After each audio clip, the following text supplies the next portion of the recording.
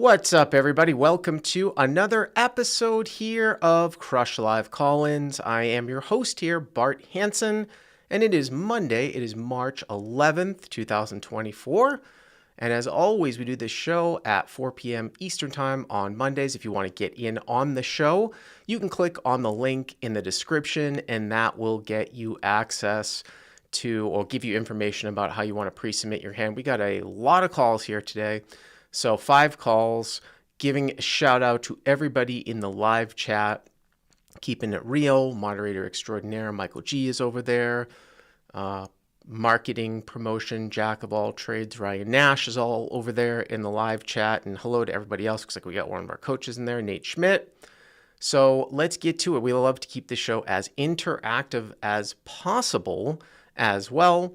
And we've got a special treat here for you guys. Today, we have sorry, you guys didn't see us here. Didn't see me there for a second. We got a special treat here for you guys here today on our first caller here. So first caller here, we're going to go to moderator extraordinaire, Michael G.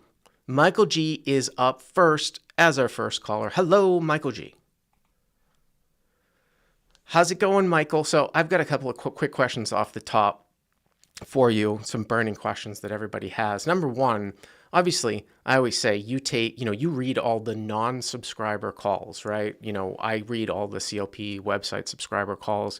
You read the non-subscriber calls, and then you pass along the best ones to me. So my question to you is, are non-subscriber hands that are submitted from Philadelphia, do you give favoritism to those hands?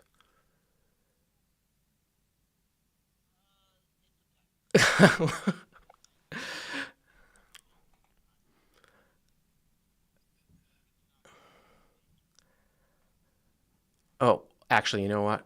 I'm sorry, guys. Let me do this again. Okay.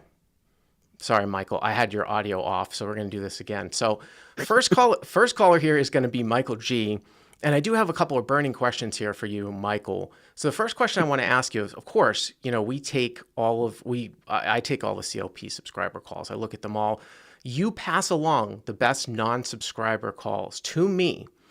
And my question is, do you run any sort of favoritism for calls in the Philadelphia area?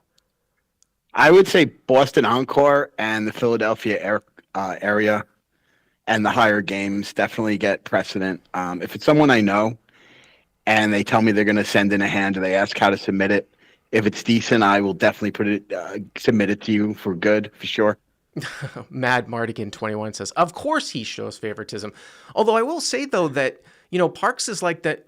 It could be as big a room as Commerce now. So Saturday night we had 40, every single room, every single table in the room was at use on Saturday night. Like, how many 10-10 games did they have?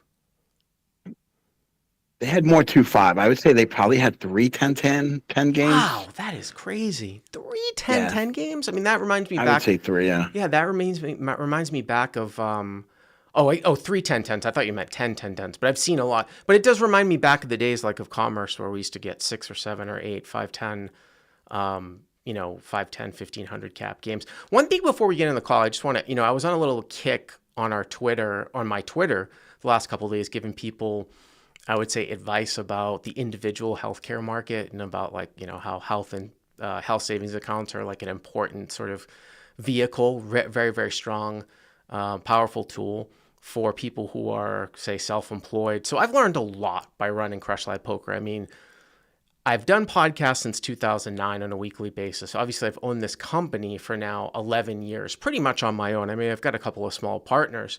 So I feel like I've learned a lot about owning a small business and can just kind of pass along words of wisdom to other people as well. And I do want to say that the adage of like finding good help, like in terms of like boiling it down, like good help is hard to find, is 100% true. And if you do find someone, if you're running a small business that is a great, great employee that goes above and beyond, that is capable of learning and not repeating past mistakes, they are worth their weight in gold. And the reason why I say that is because it has really taken me like 10 years to find Michael, who's been doing, our customer support and other stuff for the last, I don't know, 2 years. And then Ryan Nash, who helps me with marketing and then other stuff too. I mean, there were certain times with my company where I was just about to pull my hair out. Around COVID, I almost wanted to quit. I was wearing so many hats. I was like, this is like a chore. Like it was not enjoyable. If you imagine like hating your job, but to find people that can work for you that are good is truly, truly invaluable. And I just have to say publicly how good a job that you and Ryan do. And I appreciate everything you've done for me, for my family, and for Crush Like Poker. So I just want to get that out of the way. Thank you again, Michael. And thank you. Well, thank you. And thank you for embarrassing me in front of all these people. I appreciate it. Because I take compliments so well. So thank you. Yes. No problem. All right. So we got a hand here. By the way, too, I want to promote Michael does a podcast for us every other week, Race to the $5 blind level. His story about how he moved up and then playing at the $5 blind level, mostly in the Philly area. So I think this hand actually might be covered on his podcast coming out tomorrow, but we decided to do it anyways here on the show, right? So this is 2-5 out of Parks, is that right? There's 2-5 out of Parks, but this isn't on the podcast because I already recorded it by the time this hand took place. Oh, okay. So this might be on like the podcast maybe for next time in a couple weeks. It could be. Yeah, it could be. Right. So 2-5 at the Parks, 1K cap. Okay. And how deep are you? I'm 1,300. I would say we all had about 1,300, 13 to 1,500, but say I'm the effective stack with 13. Okay, so 1,300 effective. Okay. There's an early position limp. Hijack, who's been extremely active, makes it 20. Button, who's also, I would say, a calling station, calls 20. I'm in the big blind with King of Hearts, Queen of Diamonds. King of Hearts, Queen of Diamonds in the big blind. So EP limp, hijack to 20, button calls, hero with king, queen off in the big blind. This is probably maybe sometimes squeeze, maybe sometimes 3-bet. I'm assuming you're probably always squeezing with suited king, queen, right? Suited I am, yes. And I thought about it. I just called. I thought about squeezing, but it wasn't suited. And so I just called. Okay. I don't think that that's bad. I mean, one of the things too, in terms of structuring, especially when you're deep and you're not playing with a straddle. So you're over, almost 300 big blinds deep. You definitely want to prefer the suited hands for 3-betting. So king, queen off, if you want to sometimes call, that's fine. I mean, what would you have done with king 10 off? Would you have called or would you have folded? I folded it earlier, but it could have been a call in this game. Okay. So I did fold it earlier. I had that and I folded it from the same spot from the big blind earlier. You also want to, you want to get the limper out, and maybe the hijack's like over isolating the limper. Button's a flat caller, so anytime you can get it heads up, that's why I think maybe I probably would 3-bet this at a fairly high frequency. But okay, you call, and then what happens? Flop comes, and the original limper called. Okay. So we went 4 ways to a flop with $80 in it. All right, so 4 ways, $80, king queen off. Okay. Mm-hmm. Flop came Jack of Diamonds, 10 of Diamonds, 6 of Diamonds. Jack of Diamonds, 10 of Diamonds, 6 of Diamonds. So all monotone. Monochrome board, yeah. Monochrome. And I'll have to call you out again, Mike. I think the way, Mike, I think he said he had like slight dyslexia or something like that. But when he would always pass along notes to me, Mike would send me like these Discord messages with the flop. It would be, I like to try to do it from high to low, but people, you can go 6-10 Jack. But then let's like right here, we'd have Jack 10-6. Mike would send me the turn, and then let's say the turn was like the 3 of clubs. He would write the board out 3 of clubs, Jack of Diamonds, 10 of Diamonds, 6 of Diamonds. And then the river would be first again. And I'm like, Mike, what are you doing? I know that you said this often. I was like, listen, I'm dyslexic. So you've got 2 overcards open-ended, and you have the, I guess you could say the third nut flush draw, right? Correct, yeah. Yeah. Okay. So it gets checked through. Oh, so it gets checked through. Check. Everybody check, checks, yeah. Check. And of course, the preflop raiser is the guy that's in the middle. So you've got you and the EP limp who are naturally checking, but then you've got the button who checks behind, right? Correct. Okay. Exactly. So still $80, okay. And what was King the of turn? King of clubs comes on the turn. All right. So Jack 10-6, all diamonds, check through. Turn is the king of clubs, okay? And this is the first inflection point question I have. I fired out 35, excuse me, 35. Yeah, and I do remember you sending this to me a couple of days ago when it happened, and I would probably mostly check here.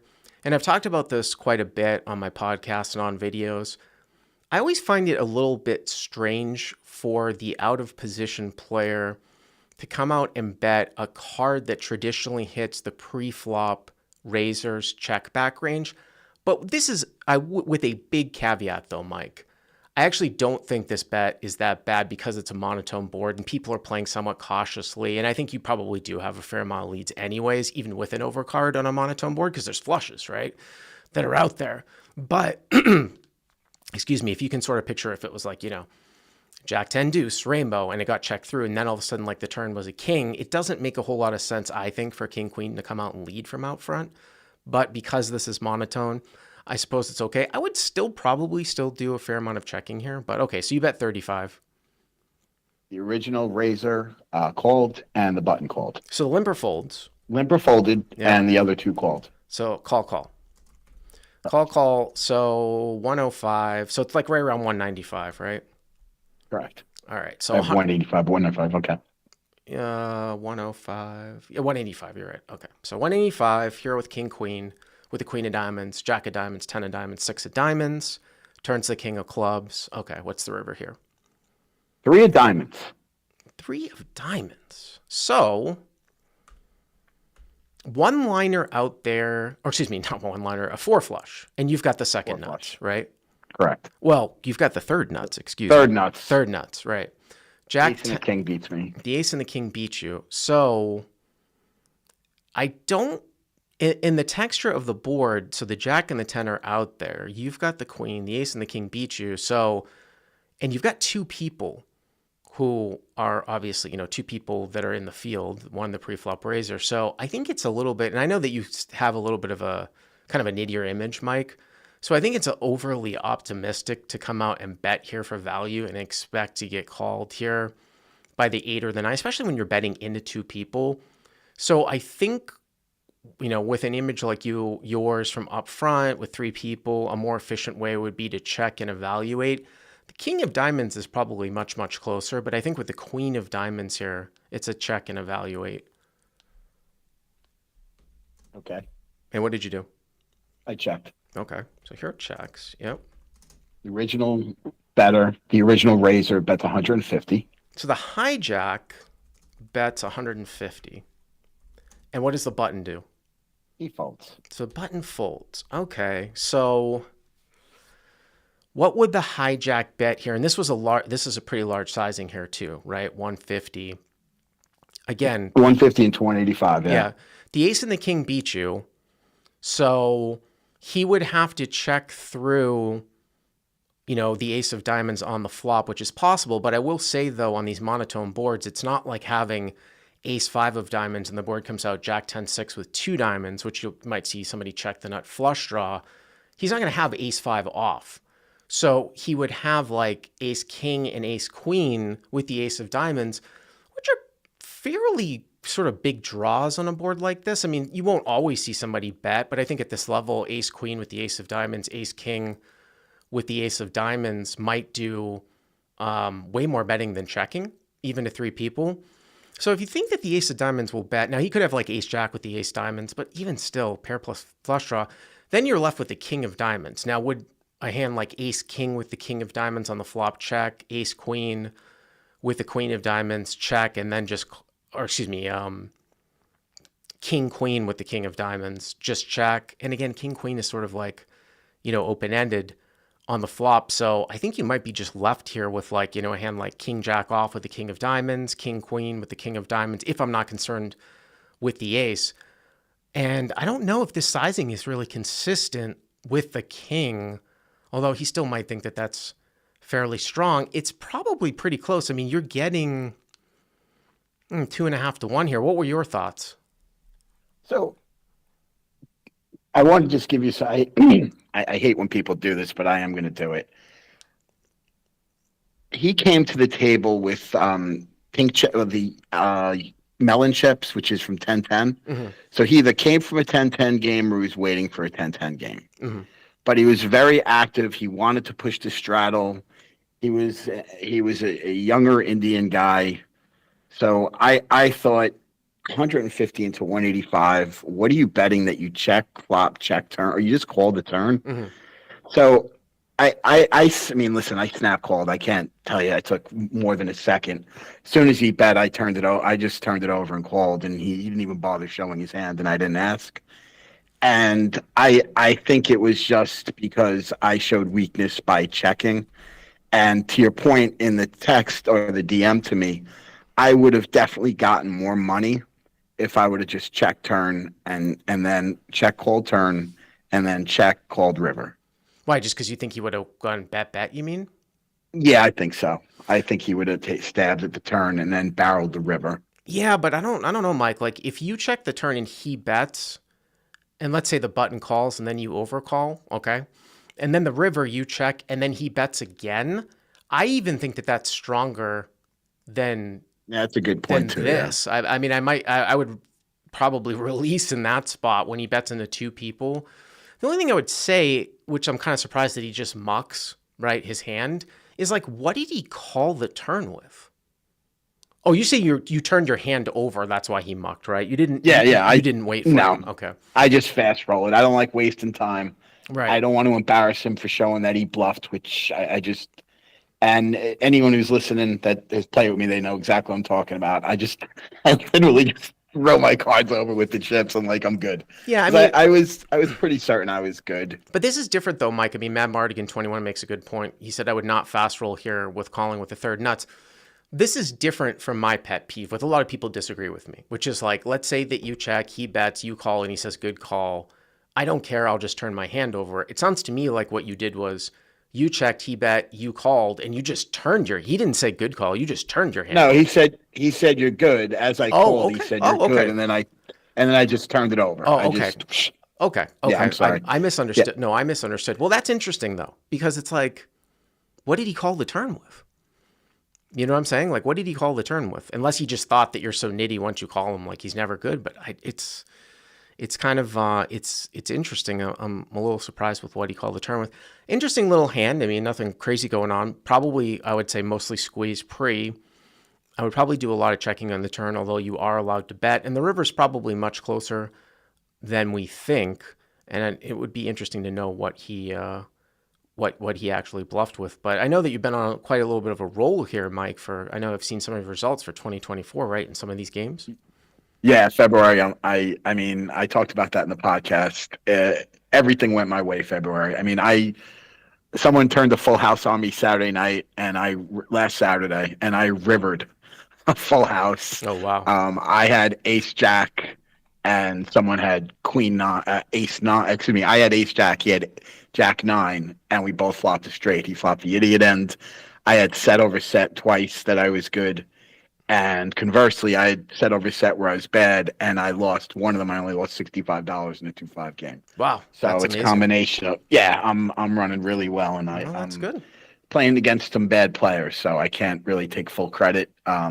You can more than me because you're the coach, but just following along. I've had a nice 2024 for myself too, except for the fact that I haven't taken one chip in a double board bomb pot in 50 hands now. I actually did chop. And you're still tracking. I'm tracking every single hand, and I'll be up at Chasers again on Thursday. But Mike, again, I'm not saying that lightly. Thanks, I appreciate everything that you've done for the site, and I appreciate everything you do for me. So thank you. And there still is I would say a 50% chance that I might get down to Philly before the series. I know that there's. All right. Well, on the side, I sent you that info for the tournaments. Yeah. There's big tournaments coming up in April, guys. So Borgata will be slammed. We'll be busy. All right. Thank you very much, Mike. All right. Take care, guys. Thank you. All right. Appreciate it. Nice little call here from Mike. I'm sorry, guys. I'm parched. I just need to gulp some water here.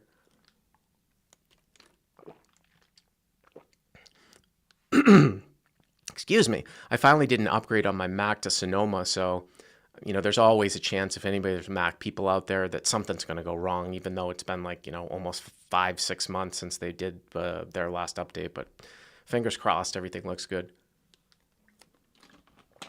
Again, we have 5 callers here today, so let's move right along here. The next caller is going to be Michael M. Hello, Michael. You're up next. Hey Bart, how's it going? How's it going, Michael? We got a hand for us here? Yeah, so this one's out of Hollywood Casino at the Meadows, which is in Washington, Pennsylvania, just outside of Pittsburgh. Oh, okay. So just out of Washington, Pennsylvania, and is that related to the Hollywood that's in West Virginia? I think it's part of the same family, but they're a few hours away from each other. Yeah, so- because when I had never heard of that place. I mean, I always think of Rivers when I think Pittsburgh, but I know that there's that one place in West Virginia. Okay, so I'm just gonna put like sort of Pittsburgh, Hollywood Sure. in Pittsburgh. And what game you playing? So this is a 2-5 game, $1,000 max buy-in, but there's a 75% match the stack. So it Oh, can get a oh, that's little awesome. big. I mean, it's that in essence is almost like it's uncapped. I mean, it's not quite match the stack, but except in the beginning of the game. But a lot of times too, like if you're playing like in a match the stack game or a setup like this, where the only difference that makes it between uncapped and not is just the beginning of the game. In every single game setup like that, nobody cares from what I've seen about just people just adding on money in the beginning of the game. I don't know how it is there, but It's not super strictly enforced, but sometimes yeah. it'll be a little. It depends. Okay. And how deep are you for this hand? Just shy of 1,800. I think it was $1,766. All right. So just shy of 1,800. No straddles or anything, or There are occasionally straddles, but not in this hand. okay. So straight 2-5. So pretty deep. Okay. Yeah. All right. Start us off. All right. So hero is in the hijack with ace queen offsuit, so ace of diamonds, queen of spades. Mhm. It folds to hero, and so I raised 25, which is a pretty normal opening range there. It folds around to the small blind, who 3-bets to 120. Big blind folds, and hero calls. So your head's up. Yes. Ace of diamonds, queen of spades. Yes. All right, so I'm going to put the pot at 250. So you're in the hijack. You open to 25. Pretty big straight open, 5x. But, I mean, the stacks are deep. I actually did a little segment on the flagship pod last week about incentives in cash games because we had that hand from last week with Melinda when somebody opened a 35 at 2-5 and she had queen 10 of diamonds playing off like a 485 stack. And I was like, I think this is just a fold. You know, you can really best hand people when people start to use very, very large sizing because there's just not, in a non-anteed game, there is no incentive to enter the pot. Like you're risking 25 as the preflop raiser to win 7. There's that. But I mean, I know there's like live dynamics and things like that. So you're in like somewhat mid position. This guy 3-bets to 120. So, you know, larger sizing up to almost 5x. I always use the example of like ace queen off being a fold sometimes as one of your worst hands. If you're opening from up front, say you open like under the gun and like somebody calls and then small blind comes swinging out as a 3-bet, and then you get to deal with a guy behind you, that can easily be a fold. And that's just a function of you're going to be folding off a certain percentage of hands to a 3-bet. And because the earlier that you open, the less hands that you have, that percentage that you're defending overall is going to just equate to less hands you're defending. Like if you open 15% from under the gun and then you're going to defend 50% to a 3-bet, you're left with 7.5% of total hands. If you're opening 40% from the button and you're going to defend 50% to the 3-bet, you're left with 20% of hands. So this one's somewhere in the middle. I would probably call, and then you can, if somebody had flatted behind you, it could become a 4-bet or fold spot, but it's easy when it's heads up. So 250 here to the flop, okay? Okay. The flop comes queen of hearts, jack of hearts, and then what I perceive to be a complete brick. So we'll call it the deuce of clubs. All right. So queen of hearts, jack of hearts, deuce of clubs. So you flop top pair. Yes. Okay. So small blind, continue bet, C bets $175 and hero calls. So somewhat of a larger sizing here. It is a 2-flush high board, and we see this larger sizing reflected in single raise pots, but you can also see it in 3-bet pots as well. I mean, he definitely has queens and jacks here. Maybe you have queens, jacks, and deuces, but still, I mean, I would probably tend to take somewhat of a larger sizing with some overpairs and things like that. I don't necessarily know what the optimal sizing is on a board like this out of this configuration using optimal preflop ranges, but you obviously have to call. So 175, hero calls with the ace queen, and now we're off to 600 in the pot. And okay, so let's go to the turn, queen jack deuce. Yeah. Now the turn is an interesting card. It's the ace of hearts. Okay. And small blind bets about half pot. He goes for 300, and hero goes ahead and calls. So small blind bets 300, hero calls. So you make top two, but obviously there's a front door flush draw out there. And again, I think that you have to continue here to half pot sizing. I don't know if ace king with the king of hearts here bets, just continues to bet. Again, it's kind of how you construct, how he thinks, or if he should bet, he thinks you should construct your open and defending range. But I'll give you a practical example of how maybe ace king with the king of hearts might be a bet like more in a setup where he's in like a really tight setup, like small blind versus under the gun. Whereas maybe if he 3-bet from small blind and like you opened button and then defended, you're going to have more flushes. So it should be reflected more as a check from him with a lot of hands, whether it's sets, ace king with the king of hearts, something like that. But I do find, because I think a lot of people check, ace king with the king of hearts here. They're not going to bet kings with the king of hearts. What's the point of that, right? Because they're ahead of a lot of other things. And you still see a lot of reflection of sets checking here. So it is quite interesting. Obviously, I would call once again. Now, you call 300, 475. So you guys have 1,200-ish left. I mean, it looks like just shy of 1,200. Yeah, it looks like you're getting the river with one pot size bet left. Okay. Mm-hmm. Yes. So river is a complete brick. We'll call it, 5 of diamonds.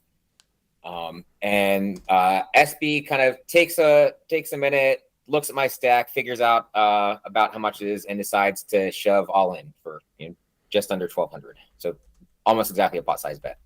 Do you have any backstory on this guy? Yeah. So he's I play with him a little bit. He seems like he's a very capable reg. Clearly a for-profit player. He has he does have a 3-bet fold button. He's not one of the players that, only 3-bets with aces and kings. I would expect he's probably structuring pretty close to what he should be. So do you think he's a winning player? Yes. You think he's a winning player? I'm just kind of trying to think through in my head, if you wanted to, obviously you're getting 2-1, right? We'll just call it a pot size bet. So if you wanted to look at this from a minimum defense frequency standpoint, just to go through the exercise, he's betting pot, which means that you would need to defend with half the hands that you arrive here with, right? That's where people think a little bit wrong. Half the hands that you arrive here with, sort of to make it, so that he's not able to profitably bluff here. So I'm trying to kind of thinking about what is your hijack opening and then defending range. How many suited hands do you have here? In this spot, do you open 7-6 suited and then defend to a 3-bet? I'm just asking you in this. I think I probably would. Yes. You think you probably would. So you have flushes here. Obviously, you have. But I question: how do I get to the river with a flush? Though I would think I might raise a fair amount of my flushes that when he bets into me on the turn. Maybe, but I would say that maybe having some small flushes as just really good square call down hands could, if I had 7-6 of hearts here, I might just call down. You just go call, something like that. I mean, you don't really need to bet. I mean, you're only at one pot size bet left, so you don't really need to do, it's not like you're super deep, right? So I'm just going to try and go through here because, you're going to have ace king here because that has to be a call on the flop with 2 over. So there's a bunch of ace kings that you're going to have that are worse than ace queen, right? You're gonna. Well, should I have 4-bet if I had ace king pre-flop? Not necessarily. Maybe you 4-bet the ace king suited, but there's nobody in between. So I mean, you're gonna have some combos of ace king here. I don't know, maybe 8 of the 12 offsuit varieties. You're gonna which are worse, right? And then of the better hands, you're gonna have sets. You might have 6 sets. You might have some flushes here as well. maybe like 4 flushes. So I'm just doing this really dirty. Like say you've got 10 value 10 better hands, and then 8 in the form of ace king. Where does sort of ace queen kind of fit into that? It's pretty close, I bet. I mean, I bet it's pretty close. And then like if you had queen jack and didn't raise the flop, maybe that's the cusp point where maybe you fold off like a hand like queen jack. You know what I'm saying? I mean, it kind of goes back to it's a little bit bizarre where if he's not the type of guy that's doing a whole lot of like 3-betting here with, like midish suited connectors, because of the distribution of the suits and the way that they are, he can't really have Broadway hearts unless he's got a royal, right? King 10 of hearts. So, and his line is almost like he doesn't care about a flush. I mean, I understand the stack sizes, so I might click in the call here and then fold out maybe queen jack and ace king, something like that. And it's funny because even if you had ace king with the king of hearts, I'm not necessarily sure if it's all that relevant for the reasons that I just stated. So you think the bet size in the river, it's kind of a flush or nothing? I shouldn't worry about that. He might have a king 10 for the straight or a set or anything like that. No, I mean, of course you have to worry about that, but I think most hands that are really, really thick like this would be flushes. And I do find it a little bit peculiar that he doesn't seem to care that much about having a flush here. Now, if he had the other king 10s that weren't royals, he could probably take this line. I mean, that's 3 combos, right? Like king 10 of spades, something like that. But again, if you've got some suited hands here, it is interesting with one, how he constructs here on turn and then all in on the river, because you do have some flushes, to defend down with. So I think I would get curious here and probably flick in the call, but it's probably pretty close. Okay, so now one thing, I'm not very good at table talk and trying to discern from all that, but there was a little bit that I'm curious of your thoughts on that. I tanked for a bit when he made the shove, and I started talking, and so I said I have a pretty good hand. And he suspected I might have ace jack. I told him no, I have ace queen. I was just talking out loud saying I was trying to find what bluffs he had. And from my perspective, the main bluffs that he would have would be involving the king of hearts, maybe pocket kings with the king of hearts, or maybe ace king with the king of hearts. And so he then said hold on for a second. So let's just explore what you just said. So that's actually one thing that I think that you have going against you here. Number one, I don't believe that ace king with the king of hearts should run a bluff here. It's too strong. It doesn't need to run a bluff. Okay, when you take a look at this run out, he doesn't need to bluff ace king with the king of hearts. What, to get you off of like queen jack specifically? To get you off of ace queen? That doesn't make a whole lot of sense to me. Now, hands that have the other king of hearts here, like king with the king of hearts, and like if he did like king queen off, with the which of course there's less combos because you've got a queen in your hand with the queen of hearts, with the king of hearts. Now, maybe that should be bluffed, but of course, is one of the small stakes exploits is that a lot of live players don't find those spots to turn hands with some showdown value into bluffs. So I actually think that works against you, because I can count the number of times I've seen a guy do this with kings with the king of hearts. It's possible, but it's probably a lot less likely than it should happen. Mm-hmm. Okay, so I was talking out loud about this, and then when I mentioned that, he said that he did not have the king of hearts. And now obviously it's poker, he can be blind, but for whatever reason I believe what he was saying at this point, and that I wasn't sure how to react to that, because I think from my perspective that, like I said, having the king of hearts would be his primary bluffs, and so if he doesn't have that, well, again, he could be lying, but I wasn't sure how to interpret that. So what did you end up doing? So I ended up flicking in the call, and he showed ace 10 offsuit with the 10 of hearts, which he mentioned was a key, key card for him to have. So I think from his perspective, he was bluffing with top pair at the end. Well, you don't have your video on here, Michael, so you probably weren't able to see my very confused look that I just gave when you said that he had ace 10 with the 10 of hearts, because that is a very confused look. Again, I don't understand why you would have to run some sort of bluff with an ace in it here on this run out. And I would surmise that it's not correct. Why does he have to? I mean, obviously he did, right? Good call, right? It just goes to show you that people don't know what they're doing. Because why does ace, we can talk about how, It's obviously a little bit off, maybe a little bit light to 3-bet ace-10 off anyways here from the small blind, but why would he have to run ace-10 with the 10 of hearts here? What is he trying to get you off of? My guess would be he's trying to get me off of a hand like I had, trying to get me off of a 2-pair type of hand. Trying to get you off of ace-king, maybe? Something like that. But it's just, it doesn't seem...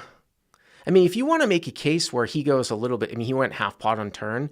If you want to make a case that he could go a little bit smaller on turn for value/protection, like bet 200, and then you call, it would seem to me that the river should be a check from his perspective. Don't you think that he's ahead more often if he goes 175 than like 200 on turn with ace-10 on the river than not? And if he wanted to somehow bluff catch against something, although it would be hard to find, the river should be played more efficiently like a check and evaluate, I would think. Maybe a check fold, but remember, you can check with the intention of check folding. It doesn't mean that you're going to lose, right? If it goes check, check, he's probably going to win with ace-10. So it's pretty bizarre to me, but nice call. You can never dismiss that sort of spazzy factor, right, of the live player. But you did say he was a winning player, so. Yeah. Thank you, Michael. Appreciate it. All right. Thank you. Appreciate it. All right. Zooming along here. So, again, we've got... Oh, now everybody's going to be in here. Now everybody's on hold here. But we've got Josh coming up. Then we've got, I believe, Bosch coming up. And then at the end, we've got Sam coming up. All right. So, I'm going to take another gulp of water. For some reason, I am very, very parched today. But let's go to our next caller here, and this is going to be Josh. Hello, Josh. You are up next, sir. Hey, Bart. How's it going? How's it going? Pretty well, man. I have to say, Josh, that I don't know if anybody's watched like Hustler Casino live, and I don't know if they're still running these ads, but I was on an ad the last few weeks for Odds Jam, which is a subscription service that scrapes all of the major legalized sports books and offshore too, to get you arbitrage opportunities and basically just to get you all the real-time odds if you want to like run through bonus types of things. And I've talked about it a little bit here, but I made a sports betting video for CLP subscribers, and I actually made a tweet a few weeks ago because people were sort of giving the ad that ran on Hustler Casino Live like a lot of shit, saying stay far away if they say you can't lose. And obviously, like when you go and you look at something and someone says like you're gambling and you can't lose, yes, you should definitely like approach it with a little bit of not speculation. Like you should be like, what's going on here? But I will tell you that if you make a bet on something where the underdog is plus 150, and then you make the same bet on another team on another site at minus 145, and you put in the right bet amounts, you can't lose. And that's what's been going on. That's what I've been trying to tell people, like who are subscribers that haven't gotten into this, that there are so many legal sports books out there that right now the lines are inefficient. And there are plenty of match betting arbitrage opportunities where you can bet both sides of the game and you can't lose. The real money in the beginning, though, is to actually just run through all the bonuses. The reason why I'm bringing this up is because it's my understanding that Josh had never dabbled into any type of sports gambling, and you got into it when I introduced it, and you've made quite a bit of money. Is that correct? It is, yeah. I'd never placed a sports bet before you put that video out. I watched it, and I started the way that you just said. I did the promo offers for all the sports books, and I'm in a state where there's a bunch of them. And then, yeah, it just took off from there. And yeah, I mean, they say a lot of the same stuff about poker too, right? But I can confirm that this is an opportunity that people should be taking advantage of. Yeah, I know that North Carolina just turned the switch on today because I have a buddy in North Carolina that was asking me about Bet365, and for some reason, Odds Jam, I couldn't get figures to come out. But yeah, if you're a CLP subscriber and you're living in a state where there's legal sports betting, all you have to do is just watch the video that I put out that shows you how to run through bonuses. You don't even have to do any arbitrage. There's like $2,000 to $5,000 worth of risk-free money. Like, you can't lose if you do it the right way. That's just there on the table. I mean, you have to fund the accounts, like you have to have a little bit of capital. And then if you want to get into it more, you can do match betting for arbitrage. I don't have a ton of time to do that, but it's a good way. I mean, I know some people that make a couple extra grand a month right now for as long as it lasts, and putting in maybe 5 hours a week or something like that. So Yeah, I've done very well. I haven't done a ton of match betting arbitrage, but EV betting has been something I've gotten into, and I've had good success with that as well. all right, great. So do you have a you got a hand for us here? Where's this do. one going to be played out of? Yeah, this is out of Portsmouth, Virginia, Rivers. Oh, okay. So Portsmouth Rivers. Okay. It's And a what's 2-5 game with a 1K cap. So 2-5. By the way, guys in the live chat, is this guy really, really loud? Because I might do one of that manual. Is Josh really, really loud? Because I might do that. He just kind of sound a little bit loud to me, but I have the ability to turn him down here a little bit. And how deep are you, by the way? 2,200 effective. 2,200 effective. Okay, cool. We're in the straddle in this hand. It's 7-handed currently. All right. So And in this hand, under the gun raises to 25. All right. So 7-handed straddle under the gun to 25. Okay. Which is a little small for the straddle. Usually guys are opening to 30 or 35, even 40. Okay. So that was the first thing I noted. We got 3 field calls, and we're in the straddle with ace of spades, queen of hearts. So hero in the straddle, ace of spades, queen of hearts. Yes. Okay. Sounds like a good squeeze spot. Yeah, that's what we do. And I probably went a little small, but I went 130. So 130. So 25 and 3 calls. If you were to do 4x plus the 3 calls, that would be what?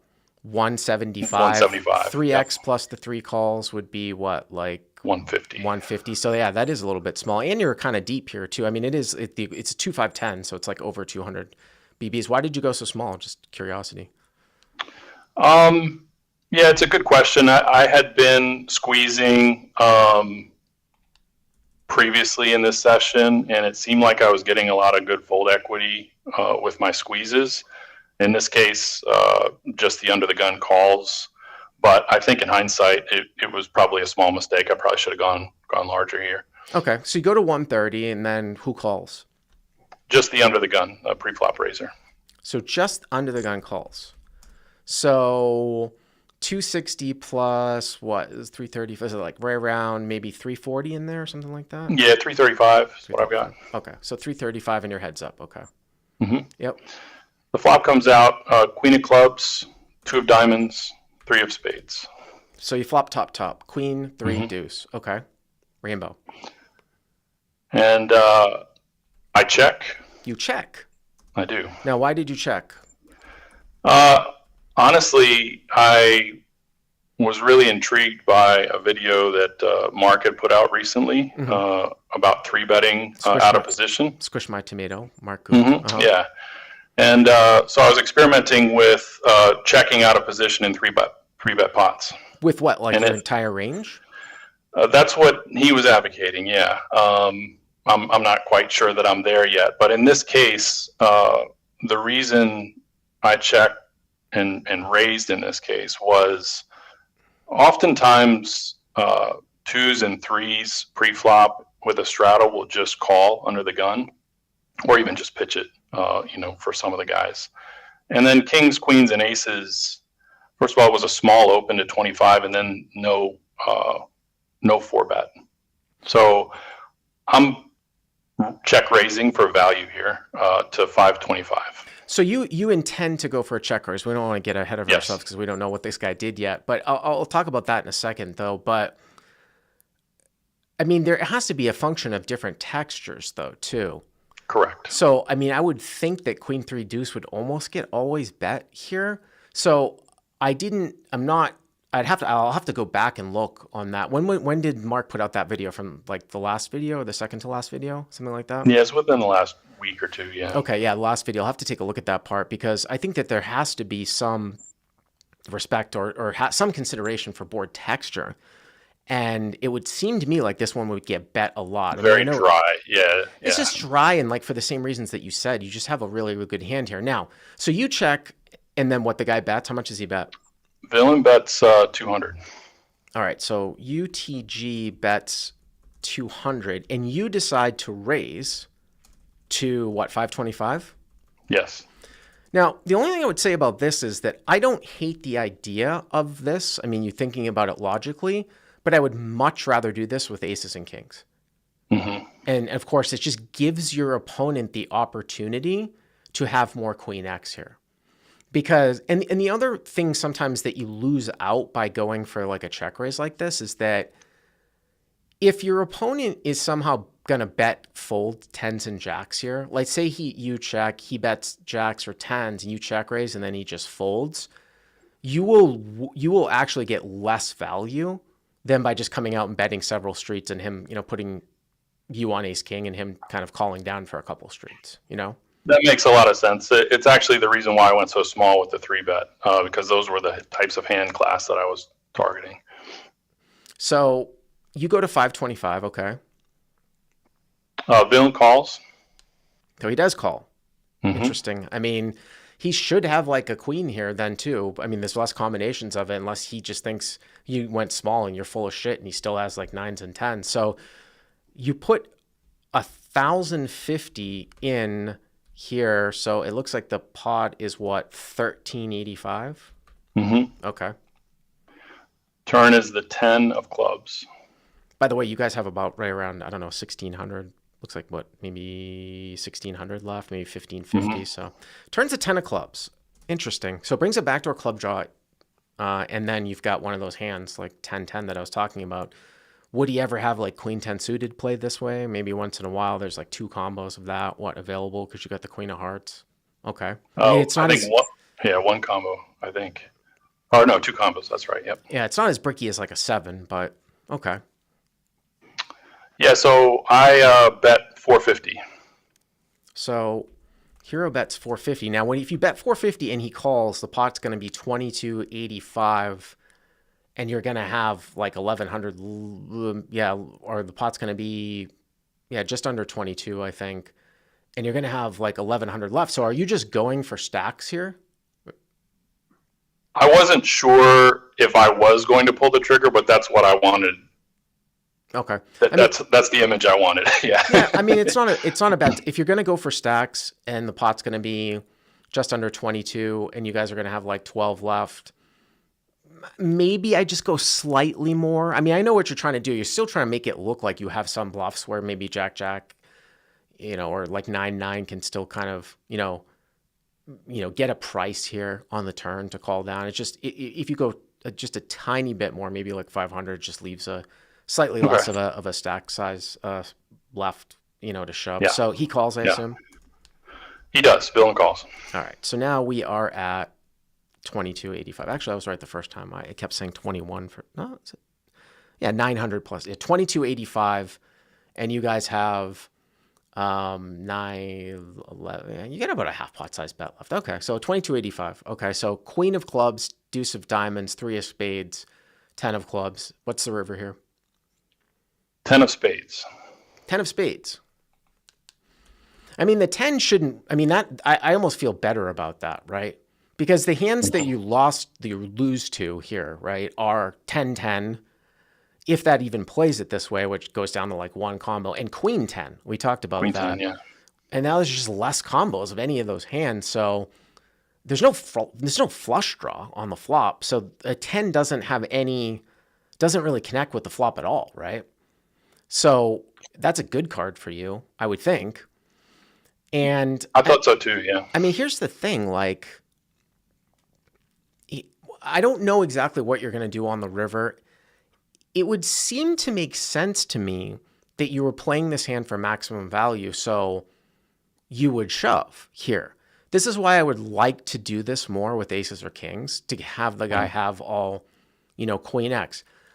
If you, for some reason, check here, then there's something a little bit wrong with the logic of the line, I feel like. Because if you are to check, and again, I don't know what you're going to do, then there's some sort of, like I like to call, short circuit, because why are you checking if you're now, why are you taking a hand as a value line and now you're scared at the end when you were called with your aggressive actions? This is why I always like boil down, like in No Limit, especially in a cash game. You've done something wrong when you're heads up, when you're betting for value, and then all of a sudden nothing changes, and at the end you get scared. Or if you make a value bet that's so large that when your opponent calls you, now all of a sudden you don't know. You're like, oh, I don't have the best hand, then something's wrong. You see what I'm saying? Something has gone wrong in the beginning of the game. And I think that's right. I think something did go wrong because I did check. And I think the reason was I started second guessing my hand reading. I was pretty confident in my hand reading pre-flop on the flop and the turn. And then for some reason, just the way the action went down, the way he was calling it down, I thought maybe I had missed something in the hand reading. And so I did end up checking the river. But, so you do follow what I'm saying, though, right? That yes, it's I do. A little bit illogical. Yeah, it is. Now, this is interesting because I would not have checked the river here. But it's interesting because now that you do check, if this guy does jam, I do wonder what we're going to do here. Because is that what happens? You check, what happens? I check, and Villain does jam. Yep, 1100. Yeah, jams for 1100. Because here's the thing, like if I was under the gun here and I thought you were a capable player, and I had ace queen, I might try to jam you off of the same hand. I wouldn't really be all that scared. Well, it's kind of close because it's like I wouldn't be that scared. I would think I'd have the best hand here a ton with ace queen. But if you were running a bluff, say you had like ace five or something, right? And you decide to run a bluff, you're not going to call anyways. So I'm kind of torn if I had ace queen and I'm under the gun, whether I would check behind or try to jam you off of a chop. But if I had any other queen here, I think I'd just check it back. I think I check back a lot here because who knows? Maybe you do get scared with aces or kings. So that is very, very interesting. What is this guy representing? Now, backdoor clubs came in on the turn. I haven't even looked at the comments here yet. Backdoor, this is how I would be thinking about this. Again, I wouldn't have checked the river, but backdoor clubs here come on the turn. So, but he is under the gun. So if he had a hand like, what, ace four, ace five that peeled flop, picked up clubs, and now he's could have the wheel aces with clubs, right? All the wheel aces potentially. Right. So that's that. I don't think he's jamming here with a queen, and I don't think a 10. So he, again, he's got one combo of quad tens, and maybe he's got queen 10, one combo of queen 10 suited. But now what about king though? That's another big one. He had people behind him though, right? Pre-flop? Yeah, I heavily discounted that. Yeah.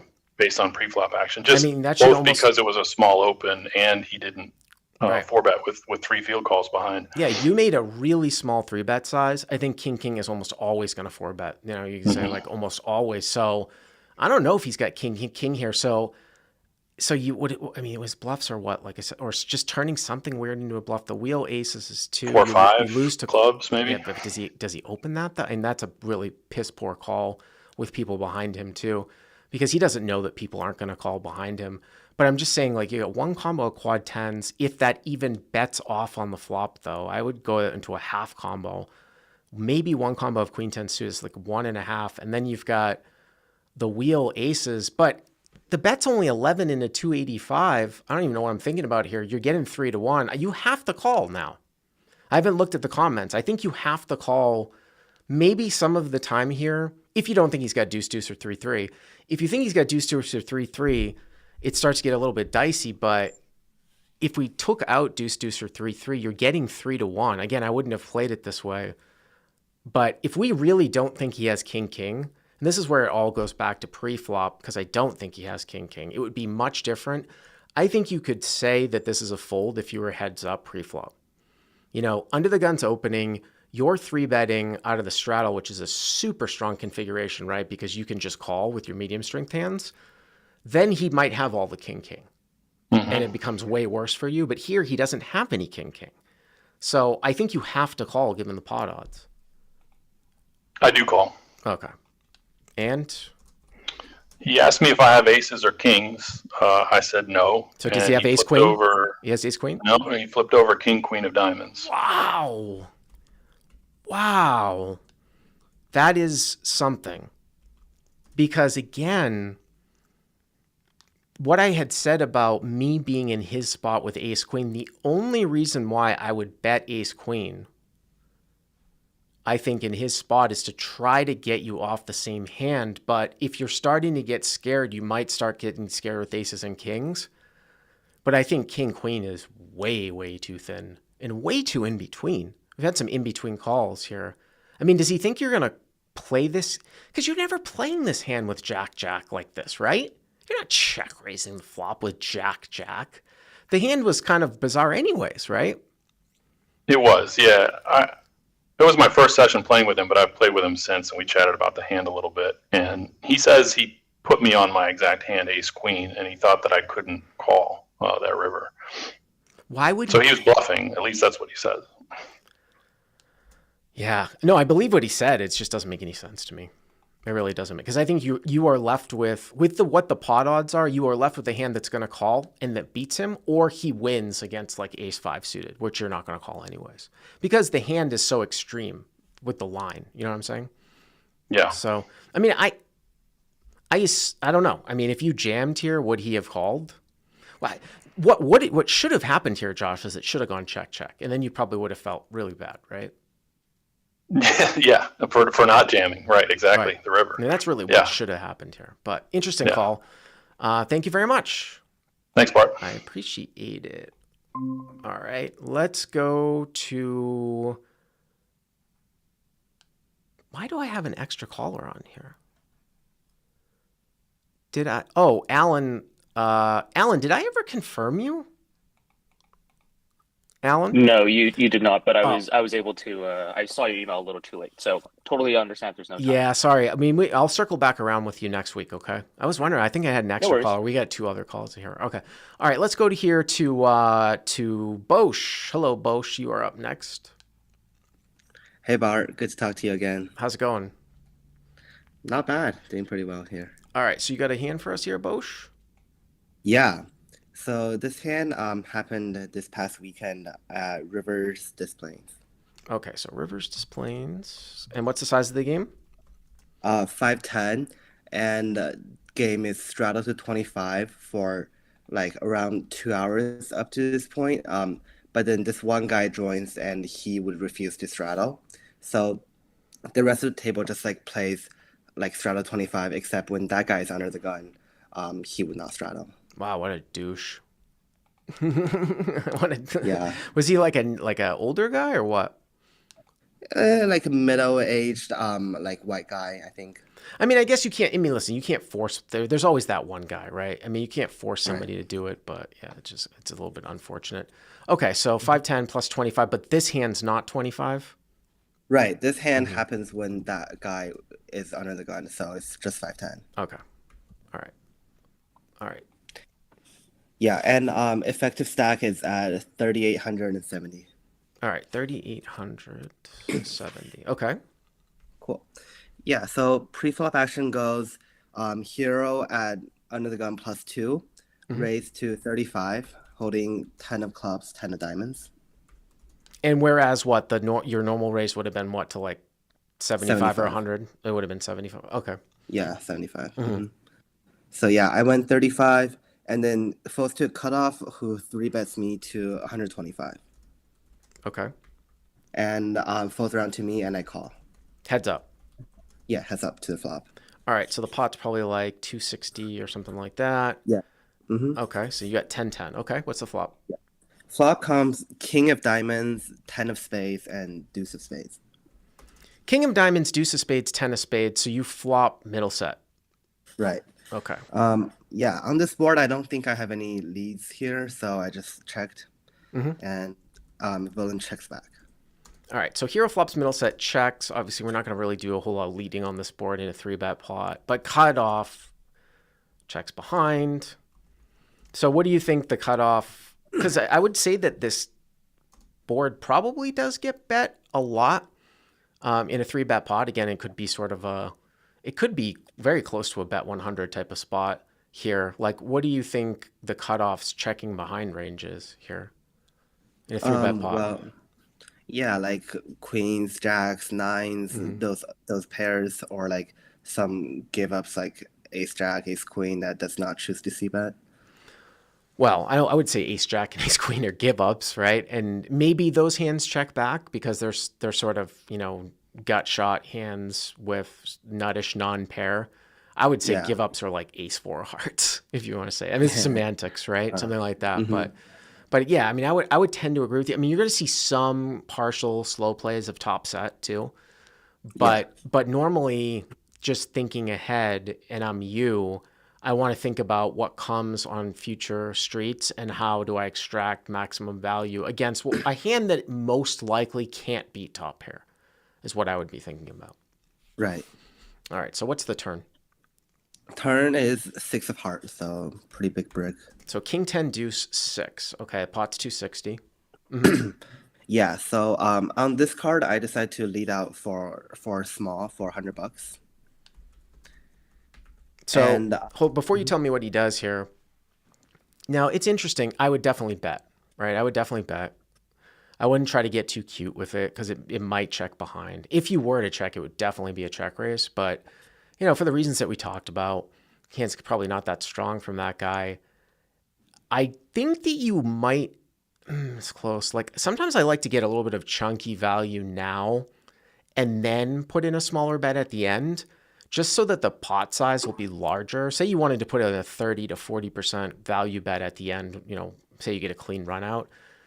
When the guy checks behind on the flop and we think he's got like one of those hands, like he's not folding one of those hands that aren't pure give ups for like 200 versus 100 or 225 or something like that. Like when you go 200 to 225 and then he calls, now all of a sudden you've got a pot that's like almost $700, and then a 30 to 40% river value bet is like 200 to 280, as opposed to you bet 100 and he calls. Now it's much smaller. So that's why I would go larger here on this street. I don't expect him. He's not, like I said, maybe he's got some pure give ups that just fold, but they were going to fold anyways. You know what I'm saying? In this setup. yeah. So you go 100. Okay. And he raises me to 325. So this is the cutoff. Cutoff raises to 375. Checked back the flop. 325. 325. Check back the flop. Raise the turn. No backdoor has come in here. So, and it's, it's a 3.25x raise. You've got 10-10. So, what has to be going through your mind here is, does he have king-king? And I'm just kind of thinking off the cuff here, like, what can we 3-bet? Could we ever 3-bet the turn here? Would somebody ever be playing like ace-ace like this, ace-king like this? Of course, my concern is always trying to get the most amount of value here when you, is he ever going to stop? When I say stop raise, like raise turn and sometimes check back rivers, but you guys are super deep. Now, people would say, well, you could never 3-bet the turn here with 10-10. Okay, you can say that, but then you could just never 3-bet the turn with anything here, right? At all? I guess you might have some king-king that's not 4-bet off. Is that really the only hand that you're going to 3-bet turn with? So, I don't know. Did you consider 3-betting turn here? Yeah, of course I consider 3-betting the turn. Although like one main reason that kept me from doing that was I think this player definitely wouldn't bet the river after raising turn. So he would bet the river? I think he would bet the river, and that's why I wanted to save the check raise for the river. So you think that he's not going to check behind on a brick. So if he's like raising turn with like ace-ace or ace-king, he's going to bet the river. I understand what you're saying, but why? If he's that type of player, why does he start the flop with a check back this deep in a 3-bet pot, though? Yeah, not too sure what he would check back. It would be kind of bizarre, right? It just wouldn't be. So, yeah, Sure, you're super. And then again, that's an interesting dynamic that you talk about, how every hand really is 5, 10, 25. But when you look at this hand, it's 5, 10. So you can say, well, you're 400 big blinds deep. Sure, that's true on paper. But every single other hand is playing like at double the stakes. So it's kind of a thing with live. It's the same type of thing when I talk about when people make full pot size bets when the pot's really small. That doesn't really mean anything. But if you're at like a 1-3 game and the pot's $1,500 and somebody bets 1,000, that is much, much stronger than a $75 bet into 100 or whatever, a 2/3 bet into $100. You know what I'm saying? Yeah. So it's a weird thing with live kind of thing. I mean, again, like it's because a lot of times you might see this when a backdoor draw turns, but here, if he had Queen Jack of Spades, I would think they'd bet off a lot. He could have King X of Spades. People are saying too, like Ace King of Spades, something like that. Again, I don't know why that wouldn't start a bet. What did you decide to do on the turn here? I decided just calling. So Hero calls. So you are gonna go for a check raise on the river. Is that the plan here? Yeah, that was the plan. As long as river doesn't come a spade, I was gonna go for the check raise. Now, the only thing I would say about that, though, Bosch, as you call, so it looks like the pot is 9-10, is like, sure, a spade, but like, don't you get like a lot of hairy, sticky cards? Like any card above a 9 here might make one pair dicey to bet for this guy. So a 9, a jack, a queen, or an ace. So that's 9, jack, queen, or ace. That's 4 cards. And any spade. So 9 spades plus another, 12 offsuit, one of those ranking cards. Oh, you have a 10. Yeah. One, that's 3 offsuit, ace, queen, jack, 9. That's 12. And then 9 spades is 21. Like half the deck isn't going to be clean. You know what I mean? Yeah, well, at the moment, I didn't really think about like all the high cards that could like make him not bet or anything like that. I was just You should be. You should be thinking about that. That's another reason why you want to 3-bet the turn. Yeah. Okay, so you call. The pot's 9-10. What's the river? Yeah, river comes the ace of heart. Ace of hearts. Well, that's what. So here's one of them, right there. Right here now. Oh God, the ace of hearts is interesting because now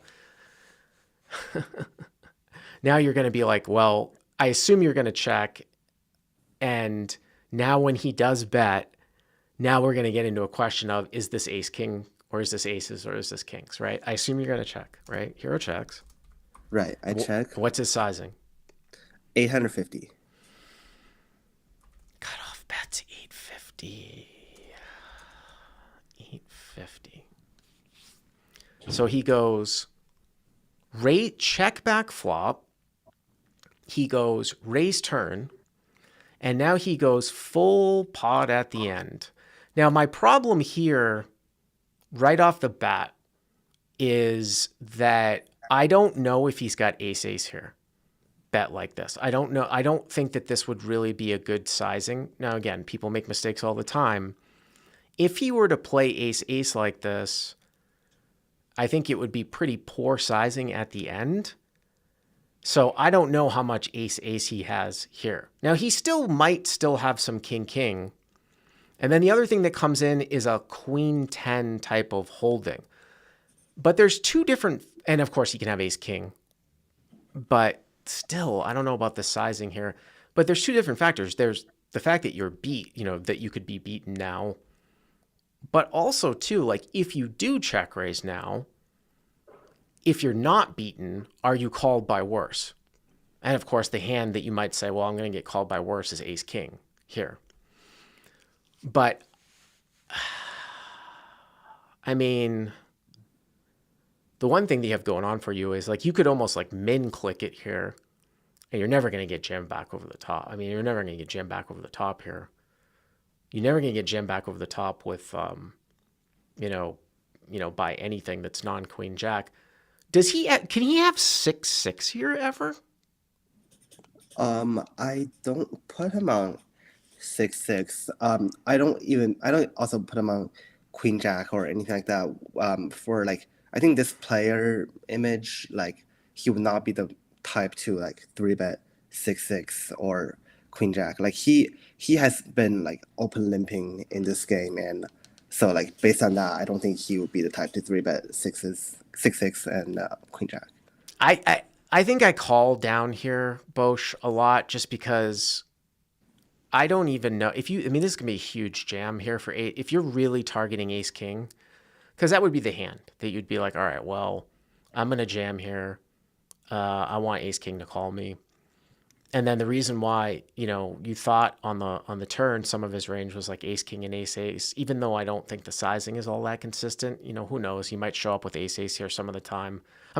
You're not turning your hand into a bluff, right? You're thinking about whether or not you want to check raise for value, right? Am I correct? Yeah. Yeah. I mean, what? Right. So with that being said, ace ace is not going to fold. I mean, so you lose there.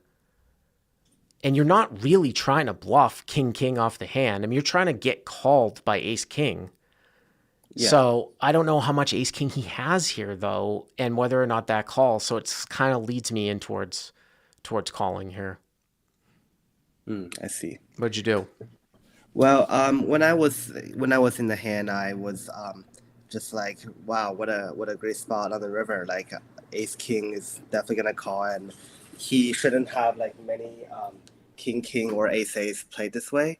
So at the moment, I check jammed for. You check jammed. Wow. Yeah, for about 34-20. That's crazy because honestly, like I mean, I assume that king and ace ace are gonna call, but you're almost making your hand look like queen jack. Because if you flip this one around, you're not gonna flip this around on me, Bosch. You've never done a flip call, have you? Oh no, I have done a flip call. This is not a flip call, is it, Bosch? This is not a flip call. Okay, all right, because people were getting upset with those flip calls.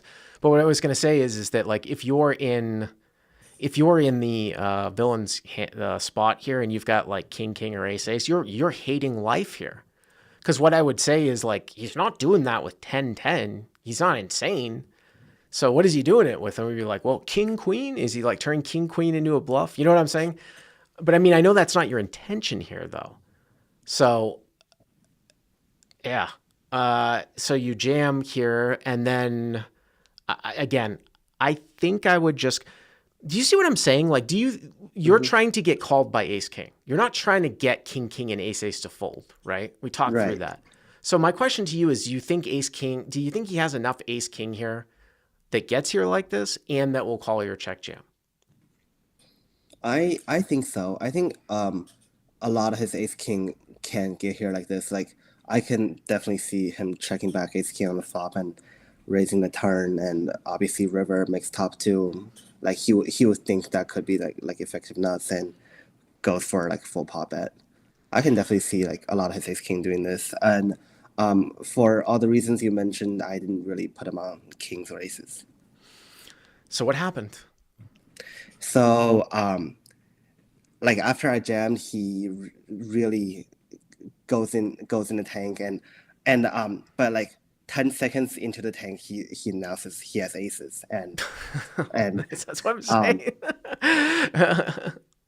Yeah, and he like really was like, "Do you have queen jack?" I was like, queen jack really plays this way, but after a solid minute, he still calls. Yeah, so ace ace calls. Yeah. Oh man, bet you he was. So when he gave you that speech, I'm sure you started to get a sick feeling in your stomach, right? Well, I mean, I was just sitting there. I was like, yeah, he's definitely gonna call. But I was still like praying for a fold. But no, but I mean, I've been in your spot before where I've done something very, very thin for value, and then you realize that you're actually beaten. And now you're just praying the guy somehow folds, Yeah, for sure. But I knew he was still not going to fold. So at the moment, I was just like, yeah, it's a cooler. I don't know, Bosch, if it's a cooler necessary. I mean, it's a cooler setup, but I don't know if the river is a cooler, though. I don't know if you necessarily. Now, you could bet 3-bet turn, and he might. Well, I don't know what he would. I mean, so let's say you bet 3-bet turn, right? You go bet. He goes to 325. You go to like 900. He calls, and now all of a sudden the pot's like 2,000, right? And you've got like, 2,700 left, and now the river's an ace. That's a kind of a dicey little spot too, right? King 10 deuce, check, turns a 6, Bosch bets 100. Cutoff goes to 325. Bosch goes to 900 call, right? Pot's like right around 2100. River's an ace. And you're like, okay. So will he call down with ace king? Does he have some queen jack? Do I have some queen jack? Does he have aces? Is it interesting? But that would be more of a cooler, I think, with a little bit of a pot size bet left than check raising all in and getting called by ace ace. But I appreciate the call, Bosch. Thank you very much. Yeah, thanks, Bart. All right. All right, let's move along here to the last caller. And this is going to be Sam. Sam was the last add-on. I think I remember, this is a really cool hand from what I remember. Sam, are you really got to do with queen, queen? No, I'm king, king. King, king. Okay. I can't remember if this is the... No, this is the really cool one. I have this one up as the best call for hand reading purposes with king, king. All right. I thought it was I mean, I've had a couple hands in the last few years, and I'm like, yeah, maybe I should call it. And the more I think about it, I'm like, yeah, it's not as good as the other ones I hear about. But this one, I was like, I think this is a pretty cool one. Yeah. So where's this played out of? This is played out of Delaware Park. Delaware Park. I don't know if we've ever had a call at Delaware Park. Is that in Wilmington, Delaware? Yeah, it's like on the borderline of Wilmington and Newark. I believe it's technically Wilmington. How many card rooms do they have in Delaware? Now only one. They used to have 3. And there's talks of Harrington opening up a card room again. He's from Delaware? Harrington's from Delaware? Yeah. And Joe Biden too, right? That's correct. How far a drive is it from where you are to, like, say, Philly? About 40, 45 minutes. Yeah, so you always have that option to, like, drive to Parks or something like that too, right? Yeah, Parks is definitely more of a haul, especially like with all the traffic north of Philly. But I do like Parks, so I make the trek out there when I can. All right, so what's the size of this game? This is 2.5, 1,000 max. All right, so 2K5, 1K max. And how deep are you? 1850 effective. 1850. Okay. This is also a time game. I can't remember. So Delaware Park actually has 4 hours a few days a week that there's no time and no rake. I think this was after that. No, I guess not that matters now that I think about it. Okay. Yeah. That's great. That's great. How much is the cost? How much what? How much does it cost to play? Oh, it's 5 minutes every dealer change, every half hour. $5 every dealer change? So 5.5? Yeah. Wow, what do we pay at Encore? So when I was playing 510 at Encore in Boston, I think it's 12.5. Oh, damn. I will say 12. that there's also like a $3 promotion that's still taken out for like high hands and all like that. every single hand? It depends on the pot size. I don't really know exactly how it's calculated, but especially at this point of the night, the chips were like flying way more than they usually do on a Tuesday. So they were taking the $3 out. All right. So 2.5, 1K max, 1850 effective. Okay. That started us off. Yeah. Yeah. Cool. So action folds to me in the cutoff. I have King of Spades, King of Diamonds. King of Spades, King of Diamonds. Okay. I raised to 20, which was very standard. Okay. To 20. Small blind flats to 20. And the big blind 3 bets to 80. 3 bets to 80. So, okay. So, I mean, a little bit on the small side. 3x plus the limper. He's closing the action. It's not a straddle game. I would do a ton of 4 betting here, right? You want to get the small blind out of there. You go late position open, right?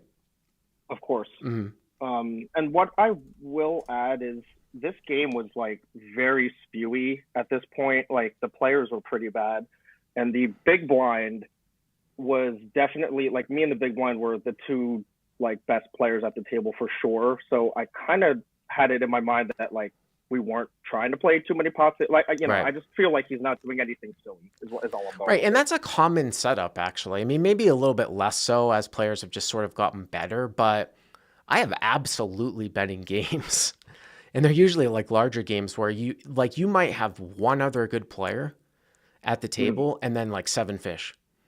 And the way that sort of kind of just trends is that you just don't really play a ton of pots with the other good player because there's no need to. You know what I mean? Exactly. And the funny thing about that though too you can actually get a lot of information from that setup, because when you're in a multi-way pot with the other good player and you've got like a bunch of bad players in the game and in that pot, it's almost like truth serum what the other good player does. Like, say you overcall or something like on the button with like, I don't know, 7-6 suited, and the board comes out, I don't know, like 7-4-5 or something like.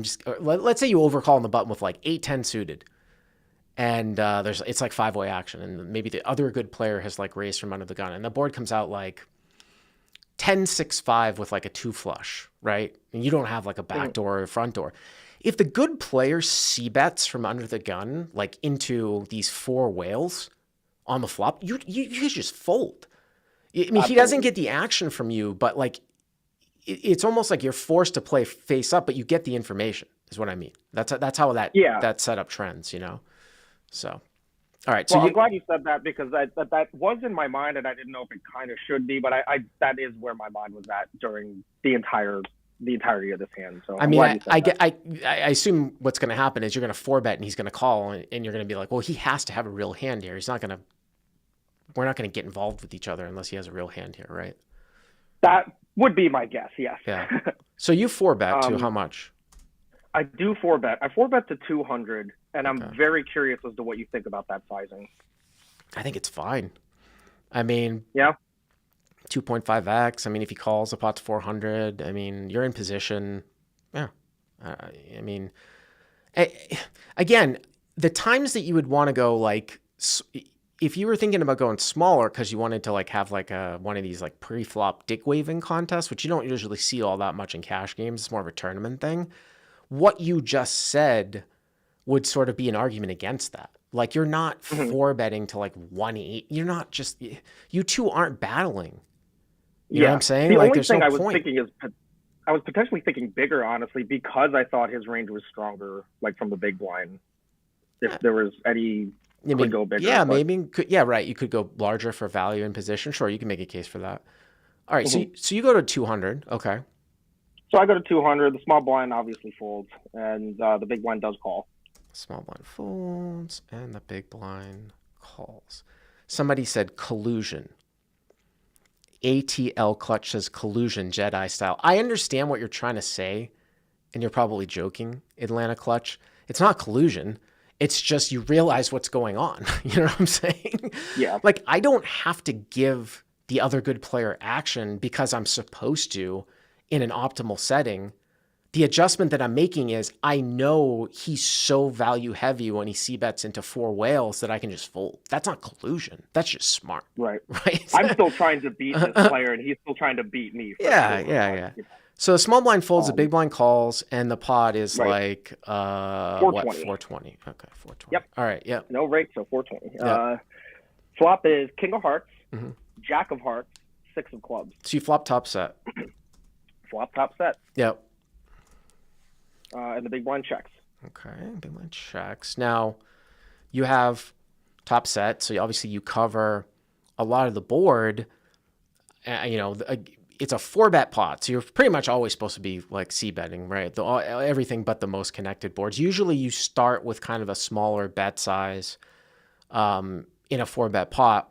With that being said, so you guys have 1,600 left. You have 4 SPR, so I'm just doing something out really quick. Like, if you went 1/4 here, was a 1/4 would you leave you with just about 1.5? Just on the surface here, it's like, again, one of these things where I look at this board and it's like, I know Nate is in the live chat and he hates it if I say like half pot size bet here.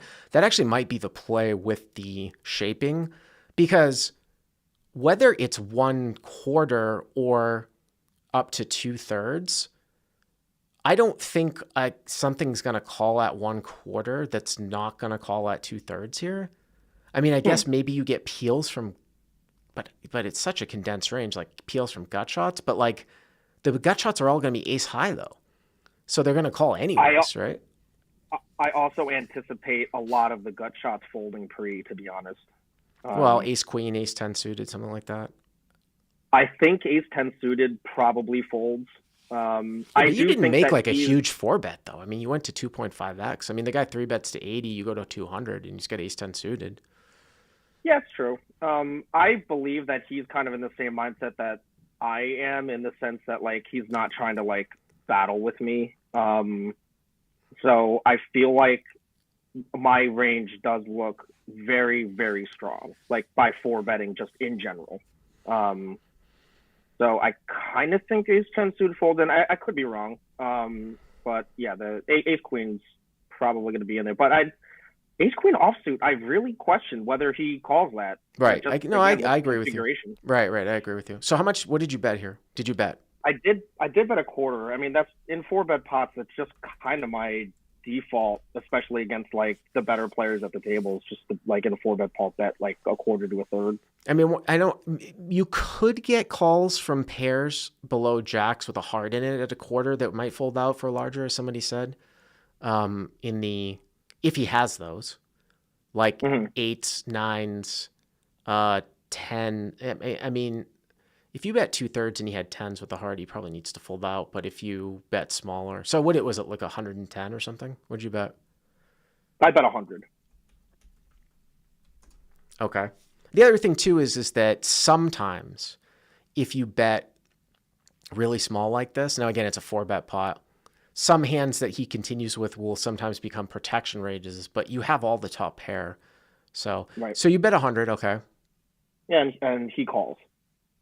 And the big blind calls. So now the pot is 620 and you guys have like 15 and change. Okay. The turn card is the 5 clubs. No, So it's now 2 flush draws. pretty big brick, except puts out a second flush draw. Okay. Yeah, which no, not too many combos. You don't clubs, have the king of clubs in your hand, and the jack of clubs is not out there. So that is Correct. a couple things of note. So that king X of Correct. clubs and jack X of clubs are possible. Okay. Yep. Big blind checks to me again, and I bet 400.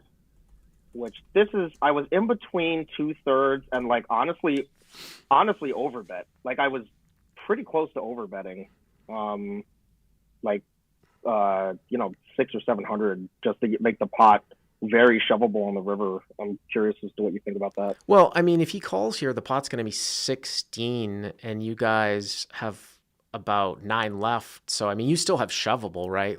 Right? I mean, the pot's 16, and you've got what, 900 left? 5, 9, right? So I think you're still accomplishing the same thing. Right. And if you start to go over bet, see, again, it's like one of these things where at 2/3, probably jack X probably has to fold out anyways. And if king X and the draws are calling, then because the draws are going to be mostly combo draws for the most part, then I could see I could see a larger sizing. Now, if you had gone 6 and he called, now the pot's like 18, and you have what? You would have what? 7, you'd have 6, 7, 9. Well, you'd have about what, 800 left, but here you have about 1,100 left. I think I said that the wrong way. So you have about 1,000 to 1,100 left. If you go 400 and he calls, pot 1,600. If you go 600, so I was off by a couple hundred. If you go 600, the pot's going to be 18 and you've got 9. So I understand what you're saying about shovable stack. So I did the math wrong a couple seconds ago. So I can get on board with a little bit of a larger bet here. I don't think 500's, and I don't think 400's, I don't think it's any type of mistake. But okay, so you go 400, Okay. Yeah. I go 400, and I guess something that does go into it as well. There's just like a lot of like, this room is mostly 1-3, and their absolute value does kind of play a role into this. So like 400 is a big bet, and you can tell that like he was like saying like, looking like it was a big bet he was facing, especially with the rivers yet to come. So he took a hot minute to call, but he did call. So now the pot. Yeah, the pot is 1420, and you guys have about 1150 left in your stack, right? Yep. Which is what you were talking about, making the river more shovable by betting larger on the turn. Okay. Yeah, like Mhm. an 1100 bet on the river is like an absolutely gargantuan bet at like this game. Right. I mean, you probably still get called down by ace king. I would just maybe not. I mean, maybe it makes ace king indifferent in a 4-bet pot. Because that's really what you want him to have, right? Mhm. I mean, I don't think Of course. set of jacks is gonna fold, but you probably hear from a set of jacks now. A set of jacks probably just goes with it now, probably. I do think aces is still possible. Like I do think he could potentially have aces. Just because of the dynamic that you were talking about, like if you 5-bet and you guys are never screwing around, he just thinks you fold out everything pre-flop. Yeah, I mean, honestly, just to keep his range like relatively balanced, which is something he is considering. And then when the flop is like relatively good for my 4-bet range, so I can see him playing cautiously with aces after the flop comes out. Mhm. So I'm not going to give him all the combos, but I do think that aces is potentially in there. Okay. And then you've got a bunch of combo draws, whether that's on the front door side or the back door side, if those are just all calling on the front door side. I would assume it's slightly more on the backdoor side that he would have if he is going to check raise with some of the mega front door combos, because you bet really small on the flop. So I think that a club is probably worse than a heart coming here. Yeah, I for agree. those reasons. Okay, so what's the river? The river is the ace of hearts. The ace of hearts. Okay. Kind of interesting because it's a little bit, it's somewhat similar to an earlier call.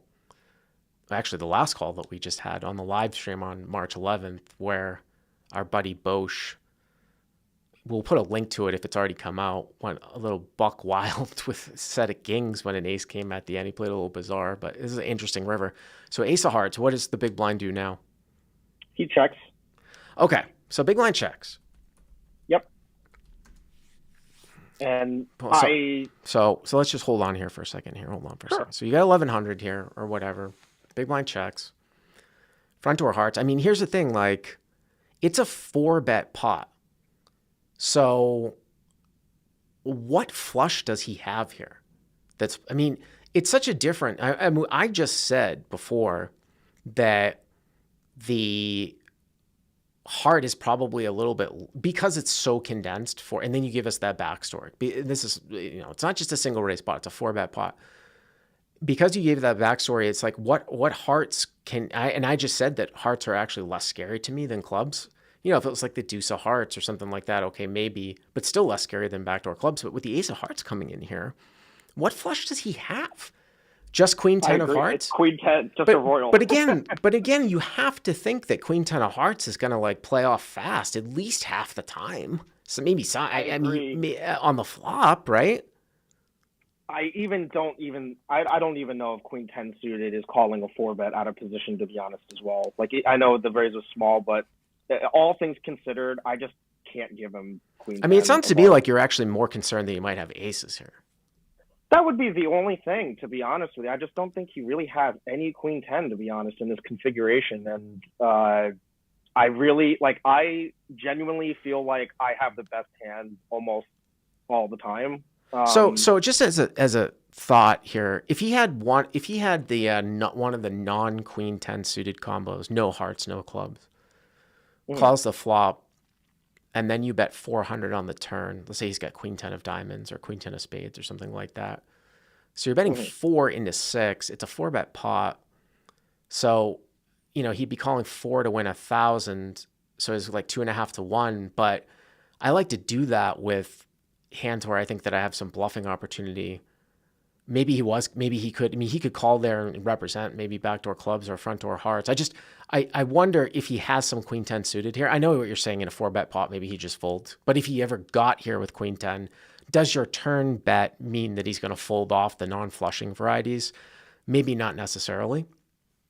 Mm-hmm. And then if he gets here, not really sure. Yeah, I mean, then if he gets her, and then you get into the situation where you've got 1100 left, and he's gone call, and you don't want to be in a situation where you're just getting him to fold out absolutely everything, and then once in a while he slips in with like the queen 10 of diamonds that calls, you know what I mean, or ace. Of course. Right. So I mean, really, you want to target like ace king. Now you have 2 of the kings in your hand, which means there's 1 king left, and then there's 1 ace on the board. So it's pretty easy to do that. It's 3 aces times 1 king. So there's 3 combos of ace king left, 3 combos. And then did we say like he's just not going to have Jack Jack here because he's going to put some money in at some point? I mean, that's another hand that you beat that would call off a lot, but does Jack Jack ever get here like this? I am honestly not sure. I think that sometimes he might just check raise the flop. That would make a lot of sense.